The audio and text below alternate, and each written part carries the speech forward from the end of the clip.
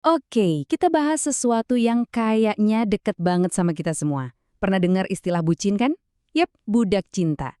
Kata ini tuh seliweran di mana-mana, buat ngegambarin orang yang kayaknya rela ngelakuin apa aja buat pasangannya.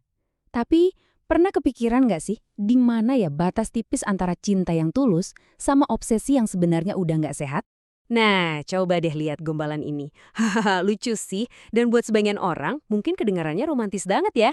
Ekspresi-ekspresi kayak gini, di mana seolah-olah kita nggak bisa hidup tanpa pasangan, sering banget diromantisasi. Bahkan dijadiin hashtag relationship goals. Tapi pertanyaannya sekarang simpel aja. Perilaku kayak gini tuh beneran romantis? Atau jangan-jangan ini sebenarnya red flag, tanda bahaya yang seringkali kita abaikan gitu aja? Disinilah inti dari obrolan kita kali ini. Oke, di bagian pertama ini kita bakal coba telusuri. Gimana sih sebuah perilaku yang awalnya kita anggap, oh so sweet, unyu, dan tanda sayang yang besar, pelan-pelan bisa bergeser jadi sesuatu yang mengontrol dan bahkan bahaya. Jadi, poin pentingnya tuh ini.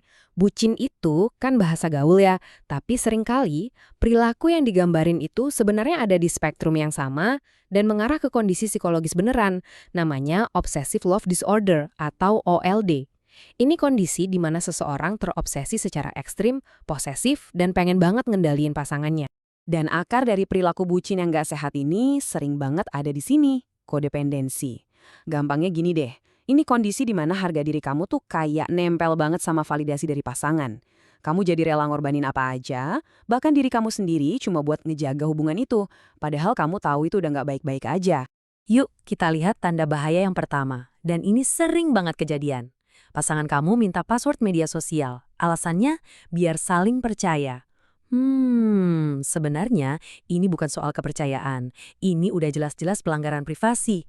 Lanjut red flag kedua, pasangan mulai mengisolasi kamu. Mungkin dia bilang, aku gak suka deh kamu main sama si A. Atau ngomentarin cara kamu berpakaian.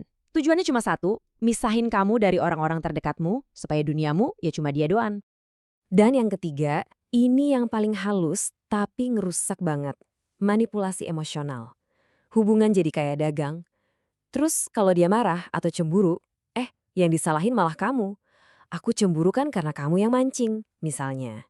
Ini cara dia ngendaliin kamu tanpa kelihatan maksa. Nah, semua tanda bahaya tadi itu ya jelas ada konsekuensinya. Dan ini nggak main-main. Perilaku posesif dan manipulatif ini sedikit demi sedikit bakal menggerus kesehatan mental kita. Sekarang yuk kita lihat dampak seriusnya. Dampaknya tuh nyata banget. Orang yang terus-terusan dikontrol, lama-lama kepercayaan dirinya anjlok. Stres dan cemas jadi makanan sehari-hari. Mimpi-mimpi pribadi kayak karir atau pendidikan mulai dikesampingkan. Dan dalam kasus yang parah, ini bisa berujung depresi berat dan trauma yang membekas. Dan tabel ini ngegambarin bedanya dengan jelas banget. Di satu sisi, ada cinta sejati, yang sabar, percaya, gak egois. Di sisi lain, ada obsesi, yang isinya cuma ngontrol, cemburu berlebihan, dan curiga. Beda banget kan? Cinta itu ngebebasin, sementara obsesi itu ngepenjara. Titik. Mungkin kamu mikir, kalau emang seburuk itu kok susah banget sih buat pergi?